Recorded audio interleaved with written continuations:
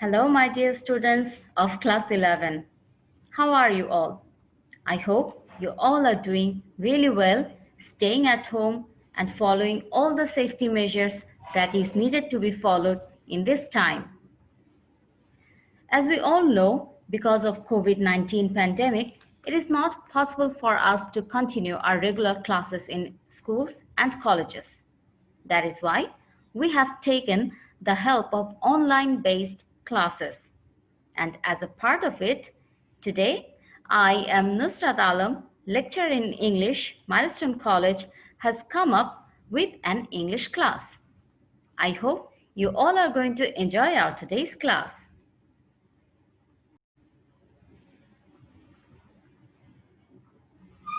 In transformation, we find two types of classifications. One transformation is according to meaning, another one is according to structure.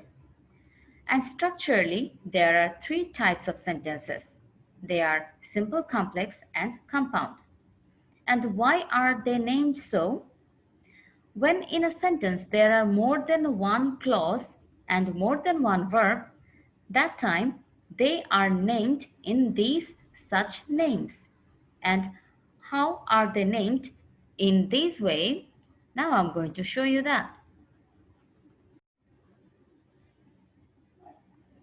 A finite verb actually talks about an action.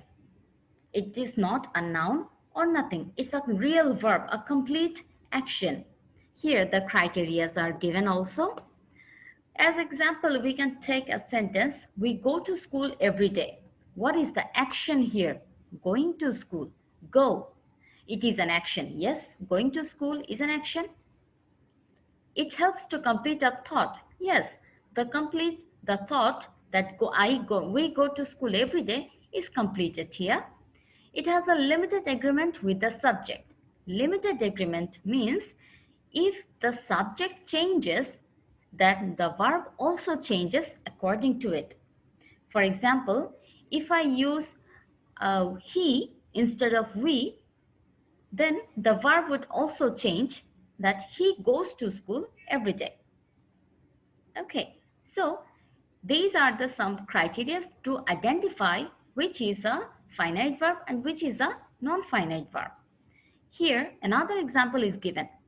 Abraham works in a bookstall to earn some extra cash. What Abraham does? Works. He works. So, works is an action.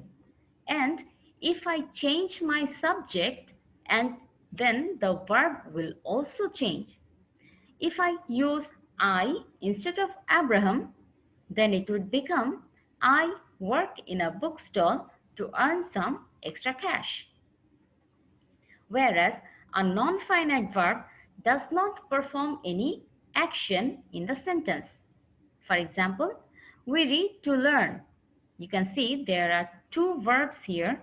One is read, another one is to learn.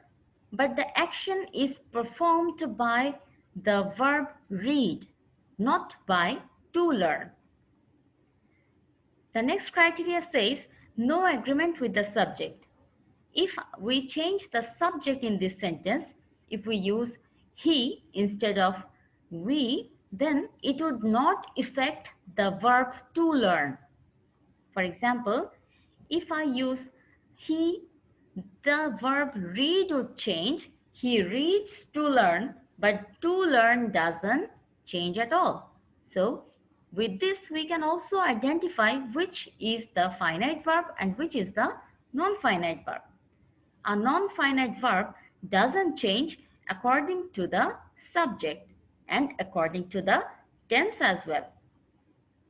So I believe it is clear to you right now what is a finite verb and what is a non-finite verb.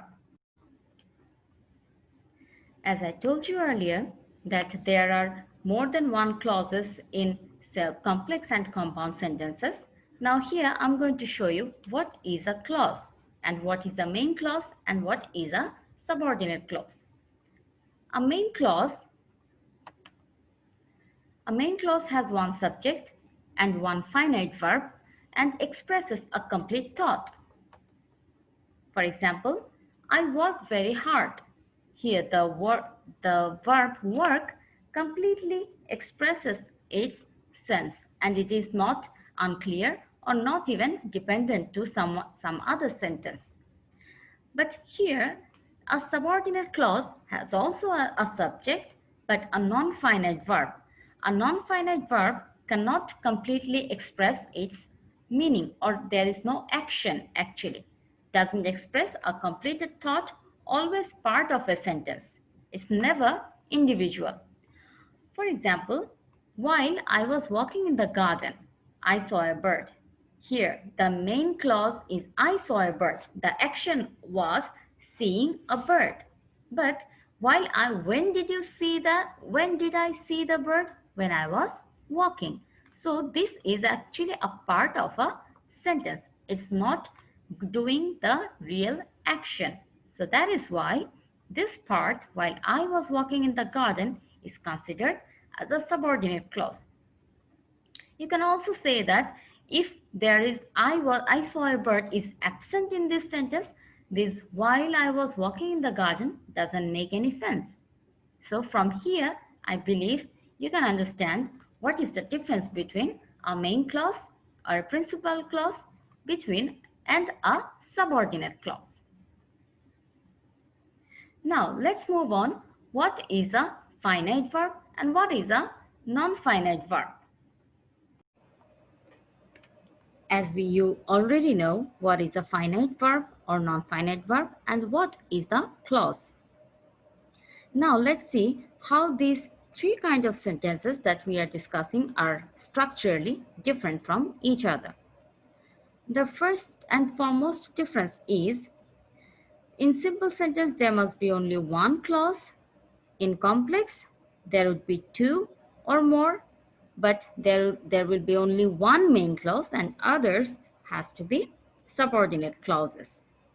But in compound sentence, there must be more than one main clauses. There could be two or more, but they would be main clauses or principal clauses. They won't be dependent to each other at all. The second one is use of non-finite verb.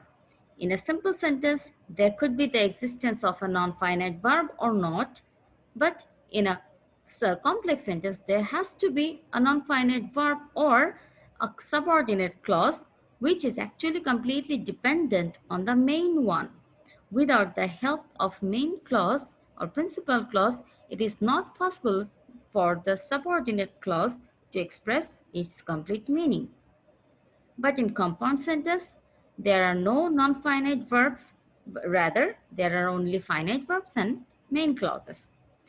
For example, I am sure of my success. I is the subject. I am sure of my success. Next one, I am sure that I'll be successful. I am sure is my main clause. That I will be successful is not an action. It is an idea only. So the action is I'm sure. So I'm sure is our main clause and that I'll be successful is a subordinate clause. Without the help of I am sure, the later part doesn't have any meaning at all. In a compound sentence, I will be successful. It is an action which is constructed in a future tense. And I am sure of it. It is written in present tense. It is also an action. So both are finite verb and main clauses. So these are the differences between these three sentences.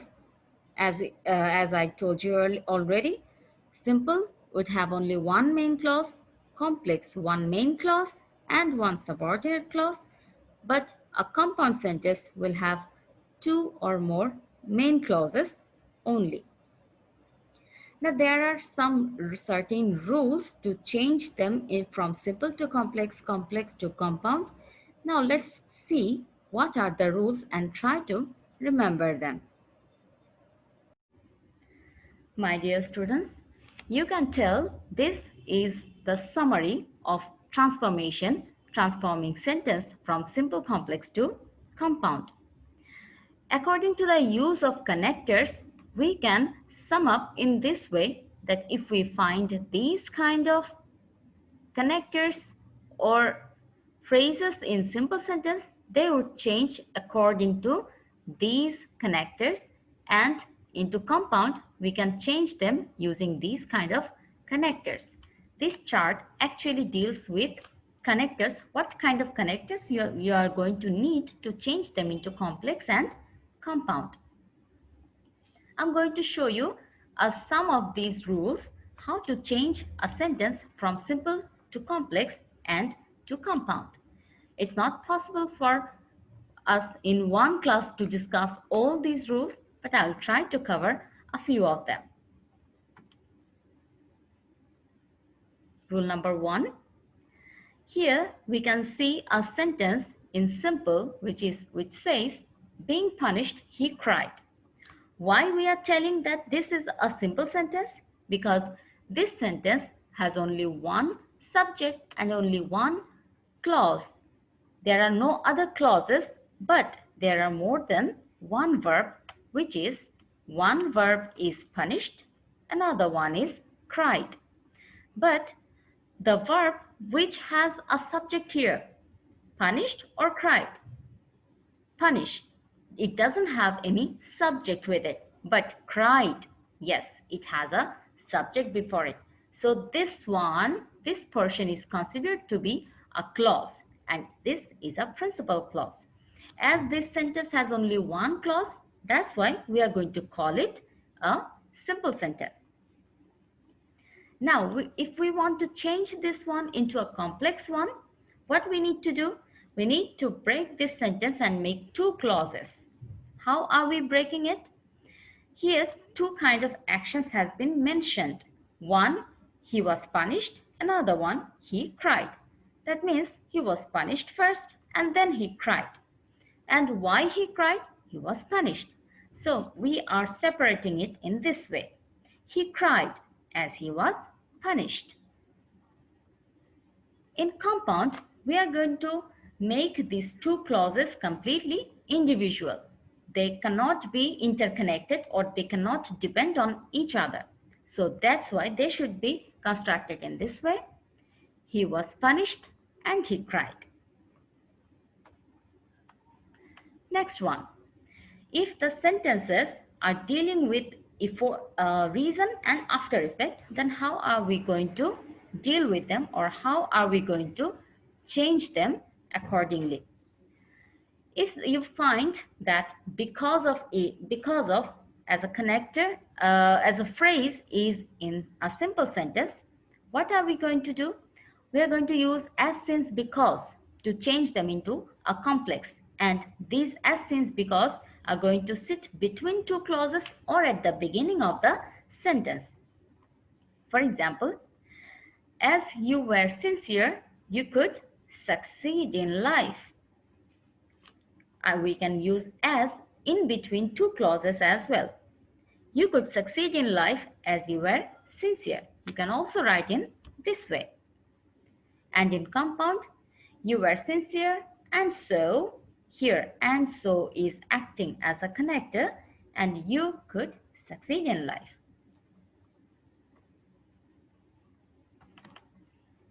Next one is, we often do something for some reason, or we often do some acts to get something else. In this case, we use the right sentences in this way. You can see, we read to learn. Why we read? We read to learn. So, in simple sentence, there is only one clause and two verbs. We need to break this sentence into two parts using these two verbs accordingly. We have only one subject here, which is we. We are going to use this subject again in next clause for making it a complex one. We read in order that we can learn. Or you can also use so that. We read in order that. We read so that we can learn. And in compound, we read and we learn. That is how we are going to change our sentence accordingly from simple to complex and compound. My dear students, I believe today so far we have discussed, this portion is must be clear to you that what is a clause, what is a finite verb, what is a non-finite verb. So if we get some chance again, we will discuss the other rules of changing sentences from simple complex to compound. But today we are going to end our class right here. Please, I request my students to stay at home and be patient so that we can meet again. We can meet you in our regular class as soon as possible. Let's pray to Almighty that He saves us all so that we can meet again. Thank you, my dear students. Please stay safe, stay healthy. Goodbye.